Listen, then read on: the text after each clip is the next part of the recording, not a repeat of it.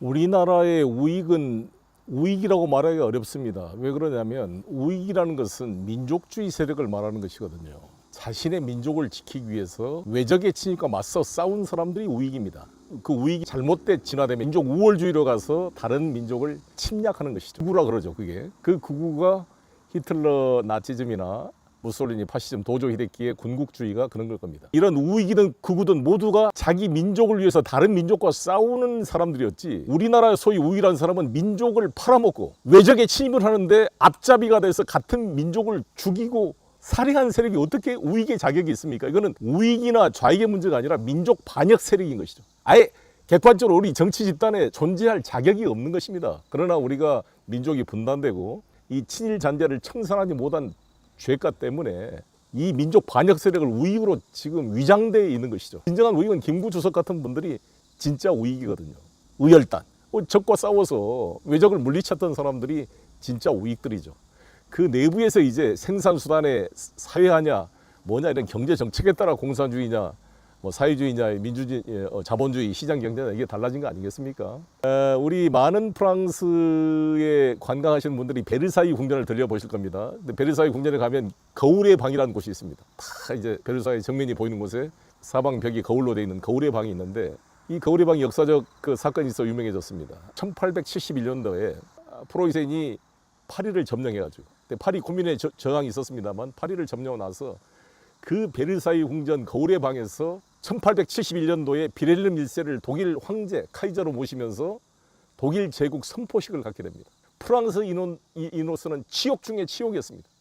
파리가 점령된 것도 기분이 안 좋은데 프랑스의 상징인 베르사유 궁전, 루이 14세가 정말 절대 왕정을 만들었던 그 거울의 방에서 독일 제국 선포식을 했으니까요.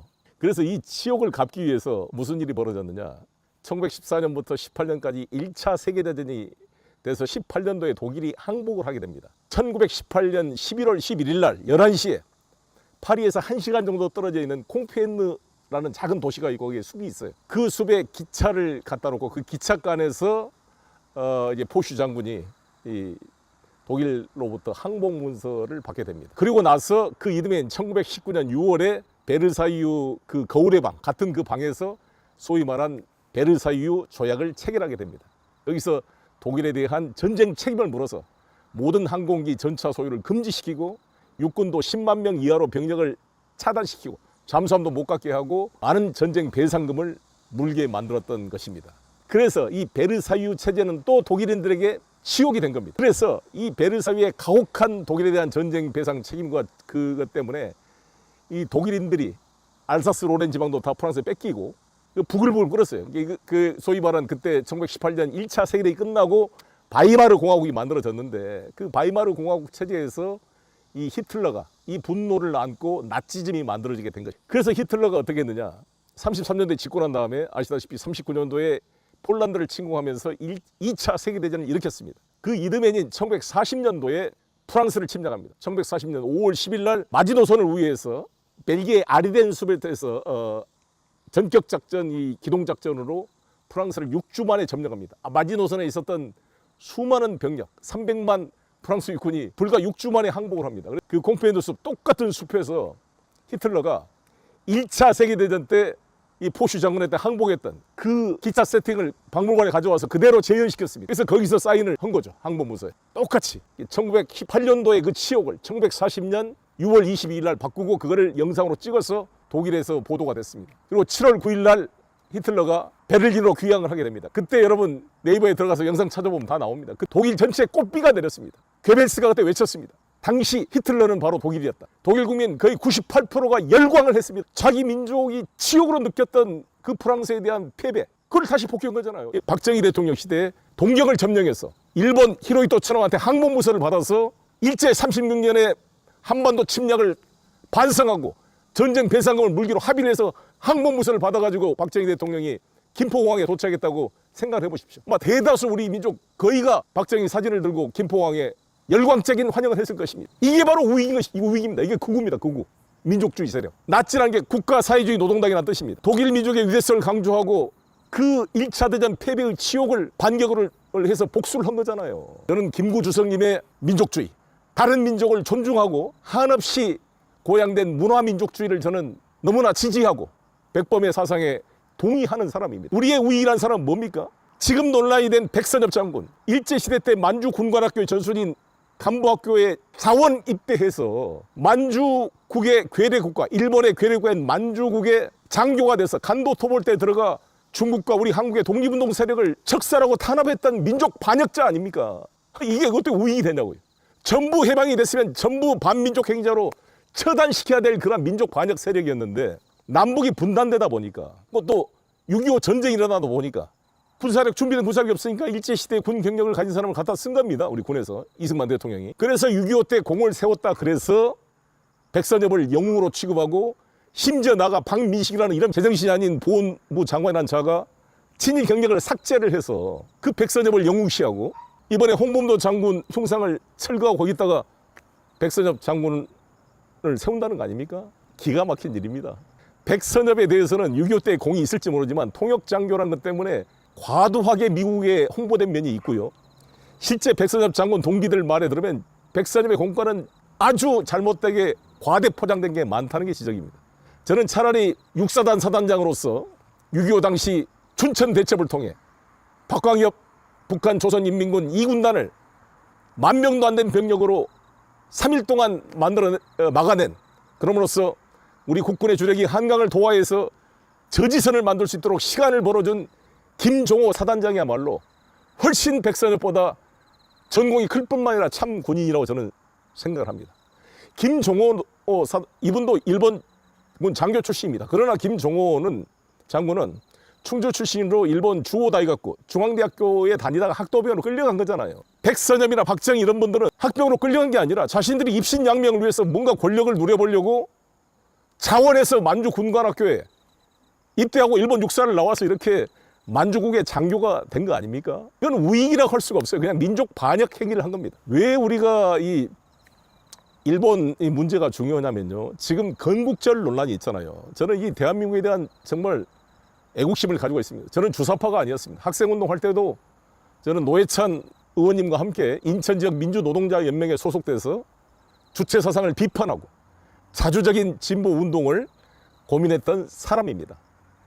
저는 그때 팜플렛을 써서 주체사상을 비판했다 그래서 주사파들로부터 공격을 받은 바도 있습니다. 제가 변호사 시절에 한총련 학생들을 앉혀놓고 제가 강의를 합니다. 우리 5,000년 민족이 중국에 복속되지 않고 단일 민족으로서 이런 국가의 또 민족의 정체성을 유지해 왔던 것은 우리 선조 때부터 연개소문, 을지문덕, 강감찬, 이순신 수많은 장군 우리 선조들의 피어린 투쟁의 역사가 있었기 때문에 3,000여 번이 넘는 외적의 침해에도 불구하고 이 국가와 민족의 정체성을 유지해 온 것입니다. 대한민국은 다 친일 세력, 일본 육사, 만주 군관학교 출신들이 다 국군을 장악하고 있고 일제 때 독립군을 잡아다 고문하고 구속했던 김창룡 같은 사람들 다 이렇게 있다. 우리는 항일투쟁 애국자들이 만든 나라다. 이렇게 홍보를 하고 있는 것입니다. 대학교 들어와서 나중에 나이 들어 공부를 해보고 깜짝 놀랐습니다. 왜? 우리 대한민국 만든 민족주의 세력의 항일투쟁이 훨씬 더 규모가 크고 장구한 투쟁을 해왔기 때문에 그렇습니다. 여러분 3.1운동 그때는 공산당이 없었습니다. 우리 대한민국에. 조선공산당이 1925년도에 만들어집니다. 1919년 3.1운동으로 블라디보스톡, 상해, 한성 세 군데 임시정부가 만들어지게 되고 그게 합쳐져서 대한민국 임시정부가 상해에 설립이 되게 됩니다. 그 힘으로 1920년도에 홍범도 장군이 이끄는 봉오동 전투에서 우리 독립군 불과 4명이 전사했는데 일본군 정규군 157명을 사살한 엄청난 전과를 만든 것이 바로 봉오동 전투입니다. 대한독립군이 정말 최초로 조직적 무장투쟁으로 러일전쟁에 승리한 일본 관동군 부대를 타격했던 위대한 승리였습니다. 그 뒤에 이뤄진 청산리 전투에는 김좌진 장군과 같이 협력해서 60명 독립군 전사에 1,200명의 관동군을 사살한 사단급 규모의 어마어마한 승리를 하게 된 것입니다. 이것은 정말 놀라운 일이 아닐 수 없지 않습니까, 여러분? 정진석 국민의힘 국회의원이 총 한 번 쏘지 않고 일본의 나라를 갖다 바쳤다 이런 망발을 했잖아요. 홍범도 장군은 1868년 평양에서 머슴의 아들로 태어났습니다. 어머니가 자기를 낳고 일주일도 안 돼 돌아가셨어요. 심청이 아버지처럼 어린 홍범도를 안고 아버지가 동양젖을 먹이면서 키우다가 9살 되는 때 아버지도 돌아가셔 천혜의 고아가 됐습니다. 모습이 돼서 노동자로 천대받고 살다가 금강산 신계사에 가서 한때 스님이 되기도 했어요. 거기서 부인 이옥렬 씨를 만나서 포수로서 생계를 이어가다가 1905년 이 을사늑약 소식을 듣게 된 겁니다. 그래서 의병운동을 시작했던 것이고, 아시다시피 1907년도에 대한제국 군대가 해산됩니다. 그때 대한제국 군대가 3만 병력을 가지고 있었습니다. 만만치 않는 군사였습니다. 박성환 대장이 분노해서 권총으로 자살을 했습니다. 해산된 군인들이 남대문에서 치열한 일본군과의 교전이 일어났습니다. 이 대한제국의 3만 정규 군대가 해산되면서 이분들이 의병과 결합되게 됐고, 그래서 조직적이고 훈련되지 않았던 이 애국심만 넘쳐나던 의병과 훈련된 대한제국 군대가 결합함으로써 제대로 된 광복군의 역사가 시작된 것입니다. 그 역사의 중심에 바로 홍범도 장군이 있었습니다. 홍범도 장군의 두 아들도 1908년도에 전투 과정에서 큰아들은 죽고 둘째 아들은 백혈병으로 사망했습니다. 1908년도에 자기 부인도 홍범도를 회유시키기 위해서 인질로 잡아다 고문해가지고 그 후유증으로 돌아가셨습니다. 부인과 두 아들을 잃고도 흔들리지 않고 1920년 보고동 전투와 청산리 전투에 빛나는 승리의 주역을 이룬 대한독립군 총사령관. 가슴만 들어도 벅차지 않습니까? 저는 보고동 전투, 청산리 전투 영화를 보면 총을 들고 그 영화 속으로 뛰어들고 싶더라고요. 이 빛나는 위대한 역사를 대한민국을 지킬 간부를 양성하는 육군사관학교에서 얼마나 배우고 입혀야 될 그런 영웅 아닙니까? 그런데 이런 영웅은 사실 박정희 대통령 때 1960년대에 건국훈장 대통령장을 수여했고, 2016년 박근혜 정부 때 우리나라의 잠수함을 진수하면서 홍범도함이라고 이름을 붙였습니다. 노태우 대통령 때부터 북방 외교를 하면서 카자흐스탄과 외교 관계를 수립하고 이 장군의 위해를 모셔오려고 노태우 대통령 때 노력했지만 안 됐습니다. 왜? 원래 평양 출신입니다. 북한의 눈치를 봐야 됩니다. 카자흐스탄이 북한과도 수교하고 있으니까. 그러나 이걸 끊임없이 노력을 해서 드디어 문재인 대통령 때 2021년도에 장군님의 위해를 꿈에도 그리던 이 조국 땅 대전 현충원에 모시게 되었습니다. 감개무량한 일 아닙니까? 우리 모두가 울었습니다. 정말 대한민국 상공에 우리 자랑스러운 우리 대한민국 공군 조종사들이 이제부터 장군님의 위해를 안전하게 모시겠습니다. 피가 끓고 눈물이 앞을 가렸습니다. 대전 현충원 안장식에 참석했습니다. 이게 8월 18일입니다. 근데 그걸 갑자기 캠프 데이비드 협정에서 기시다 총리하고 뭘 내락을 받고 왔습니까? 이거 다? 이 일본군과 싸웠던 독립운동가들을 다 빨갱이로 몰아서 없애라고 지금 뭐 이심전심으로 기시다하고 합의를 하고 온 것입니까? 핵오염수 방출은 허락을 해주고 동해바다를 일본으로 바꾸는 것도 아무런 문제제기도 안 하고 관함식에 우길기를 두고 참가하는 일본 군함한테 같이 경례를 하고, 아니 우리 독립운동의 영웅을 쫓아낸다고요? 그 이유가 1927년도에 소련 공산당 가입했다는 이유로? 레닌한테 선물 받았다는 이유로? 그런 이유면 우리 동아일보를 비롯해서 많은 우익 인사들 평양 방문해서 전부 김정일한테 선물 갖다 바쳤습니다. 아니 그리고 상식적으로 생각을 해보십시오. 그때는 소련이 우리 미국과 동맹국 연합국 우리 편이었어요. 우리 편. 반파시스트 연합 전선이었습니다. 이 히틀러와 도조 히데키 일본의 파시즘 군국주의 무솔리니 파시즘과 싸우기 위한 삼국의 연합군 아니었습니까? 영국과 중국과 미국, 소련이 다. 그래서 포츠담 선언, 여러분 포츠담 선언 전에 카이로 선언이 이집트 카이로에서 열린 선언 아닙니까? 그때 우리나라의 최초의 독립을 약속했던 게 바로 스탈린이 같이 서명한 겁니다. 여러분 루즈벨트, 스탈린, 처칠이 했던 포츠담 선언에서 우리 조선의 최초의 독립을 공개적으로 표명한 것이 바로 그건 아닙니까? 정말 마음이 아픕니다. 카이로 선언에는 장개석이 참가를 했어요. 장개석이 우리 김구 주석이나 윤봉길 의사의 그런 의거를 보고 이 독립군의 투쟁에 대한 평가를 했기 때문에 강력히 우리 조선의 독립 문구를 넣자고 주장을 했던 것입니다. 그런데 그때 소련에서 독립투쟁을 하는데 소련 공산당에 가입하지 않고 어떻게 생존할 수가 있겠습니까? 그걸로 그래서 이게 설명하기가 많으니까 자유시 참변 때 뭐 독립군 내부 투쟁에 소련 편을 들었다 이런 확인되지 않는 근거 없는 걸 자료를 가지고 홍범도 장군을 폄훼하는 사람들이 어떻게 그렇게 일제 영합에서 민족을 팔아먹고 같은 독립군을 사살하고 죽였던 세력은 그렇게 관대합니까? 이 국방부 장관 이종섭 장관님, 정말 가슴이 아픈데 홍범도 장군은 1943년도에 돌아가셨어요. 아니 그 소련 공산당에 적극 간부로 활동했으면 어디 가서 저렇게 초라하게 살았겠습니까? 카자흐스탄까지 스탈린의 강제 이주돼가지고 거기 고려극장에 데서 거기서 매표소에서 일했다는 거 아닙니까? 부인도 돌아가시고 두 아들도 죽고 혼자 남은 어르신이 노년을 쓸쓸하게 가난하게 극장 매표소 직원하다가 42년도에 독립을 바라보지 못하고 돌아가신 분이 뭔 소련 공산당에 뭘 했다는 거예요. 그때는 6.25도 나기 전이었고 일제와 싸우고 있었던 우리 연합군의 일원이었는데 반성을 해라고? 일제의 야합에서 민족을 도륙을 냈던 이 반역자들이 반성을 안 하고 있는데 미친놈들 아닙니까 지금 이게. 홍범도 장군을 저는 평양에서 모셔갈까 걱정했어요. 북한 평양 출신입니다. 만약에 홍범도 장군을 그 평양에 북한이 먼저 모셨다고 생각해 보십시오. 우리 외교에 우리는 패배입니다. 패배. 우리 대한민국이 홍범도 장군을 모셔온 것은 외교의 승리 아닙니까? 민족의 정통성을 확립한 중요한 요소가 되는 거 아닙니까 여러분? 자칭 우익 여러분, 태극기 부대 여러분. 이 태극기는 고종 황제부터 대한제국 때부터 공식 국기였고 1882년 조미 통상소조약 때 이미 태극기가 걸어졌습니다. 박영호가 만든 게 아닙니다. 이 친일분자 박영호가 만든 게 아니에요. 우리 대한민국은 영종조 때부터 민유방본 본고방령이라는 서경의 사상에 따라 왕의 나라에서 민의 나라, 백성의 나라 민국이 만들어졌고 사만이 일통 통합돼서 대한이 된 것입니다. 사만 일통으로 마한지한 변화인이 통합됐기 때문에 대한이 된 것이고 민유방본 본고방령의 민의 나라 결합돼서 대한민국이 만들어지고 대한제국이 만들어졌던 것입니다. 그때 태극기가 만들어졌어요. 이 태극기와 대한민국은 조선공산당이 만들어지기 훨씬 이전부터 한반도 전체를 통합하는 우리의 상징이자 우리의 국가입니다. 제헌헌법에서부터 지금의 9차례 걸친 개정헌법 이르기까지 한 번도 안 빠지고 대한민국이 유구한 역사와 전통에 빛나는 우리 대한국민은 3.1운동으로 건립된 임시정부의 법통을 개성한다고 왜 명시하고 있겠습니까? 대한민국이란 말이 영종조 때부터 고종 황제 때부터 숙성이 됐기 때문에 이론이 없이 대한민국 임시정부로 이름이 붙여졌고 태극기가 채택이 된 것입니다. 우리나라는 사실상 개천절 때 만들어진 거예요. 단기 5,000년 전에. 단군 조선 때부터 만들어진 거잖아요. 개천절, 하늘이 열린 건국절이 개천절입니다. 그런데 이 친일 세력들이, 일부 우익 세력들, 민족 반역 세력들이 왜 그렇게 1948년 8월 15일을 건국절로 하자고 이 미친 소리를 계속하고 있는 것입니까? 왜 그런 것 같습니까, 여러분? 그 이유는 뭐냐?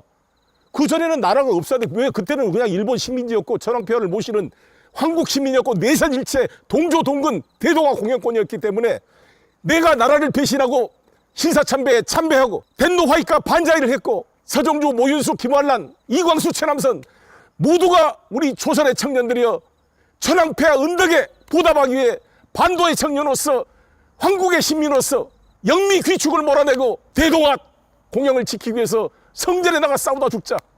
사쿠라처럼 가미가제가 싸워 죽자. 이런 미친 선동을 하고도 반성을 안 할 수가 있는 거죠. 왜? 그때는 다 일본이 국가였고 일본의 충성이 뭐 잘못이냐. 대한민국 건국은 48년도 8월 15일부터 됐으니까 이때부터 내가 대한민국에 충성하겠다. 민족 반역 세력이 건국의 영웅으로 위장하고 세탁을 할 수 있는 것이 바로 1948년 8월 15일 건국절인 것입니다. 용납될 수 있습니까? 이렇게 되면 일본의 식민지 모든 범죄 행위가 합리화됩니다. 일본이 나라였는데 무슨 강제징용 위안부 뭐 그럼 뭐 을사늑약도 그냥 합법적으로 도장 찍은 것이고 1910년 강제 합병이 아니라 그냥 다 이완용 내각 총리 대신이 도장 찍은 합법적인 합방 조약이었다. 이것이 지금도 일본의 일관된 입장 아닙니까? 1965년 한일협정 때 이미 무효라는 것이 가지고 지금까지도 한일 간의 다툼이 되고 있는 것이 우리는 소급 무효, 일본은 45년 그 이후로부터 무효다 이렇게 지금도 주장하고 있는 것입니다. 미국 역시 강제 병합 이거에 대해서 일본 편에 사실상 서 있는 것입니다. 극동 전범 재판 때 재판반 범죄 사실, 전쟁 범죄 사실 A급 전범들 도조 히데키부터 처벌되는 것이 우리 조선에 대한 범죄 행위로 처벌된 게 아닙니다. 남경 대학살부터 9.28 만주 사변 같은 중국에 대한 범죄 행위, 그 다음에 41년도에 하와이 진주만을 공습하고 미군 포로들 필리핀에 잡아다가 학대하고 이런 것들을 범죄 행위로 처벌된 것이지 우리 조선에 대한, 우리 한국의 대한민국에 대한 범죄 행위는 공소사실에 기재도 안 돼 있는 것입니다. 1948년 8월 10일 건국절 논리에 따르면 학도병으로 끌려가서 야수군 이신사에 위패가 묻혀져 있는 우리 조선 학도병들은 뭡니까 그럽니다. 다 일본 제국을 위해 충성했다는 사람들입니까? 동아일보 기자 여러분, 송기정 선수 베를린 올림픽에 일장기를 지었다는 그 기계로 1948년 8월 15일이 건국절이면 일장기를 왜 지어요? 근데 대한민국이 없었는데 일본 나라였는데. 동아일보 기자 여러분, 선배들의 그 투쟁의 역사를 생각해 보시기 바라겠습니다. 이런 친일 매국 세력들이 그래도 이승만, 박정희 이런 셈 그래도 일본에 대한 어떤 최소한의 뭐라도 있었는데 윤석열 와서 완전히 친일 매국 세력으로 전환이 되고 독도를 우리 땅이라고 말하는 여당 관공서가 사라지고 있고 일본해로 바뀌어도 말도 못하고 오염수 문제를 문제 제기했다고 경상도 기초자치의회 강원도 의회에서는 민주당 의원들이 오염수 방류 반대 결의안을 읽었다고 단상에서 끌려나가고 있고 징계를 논의하고 있다 그럽니다. 이게 조선 총독부 나라가 됐습니까 갑자기? 이게 바로 다 모든 것이 미국의 세계 전략에 철저히 종속됨으로써 우리 대한민국의 국익을 지키지 못하고 노태우 대통령 때 애써 만들어 놓은 중국과 러시아 간의 설린 우호 관계를 군사적 적으로 내몰아 대한민국의 국가 안보를 훨씬 위험하게 만들고 우리의 경제 시장 영토를 축소시키고 있는 것입니다. 제2의 독립투쟁의 깃발을 들어야 된다고 생각합니다.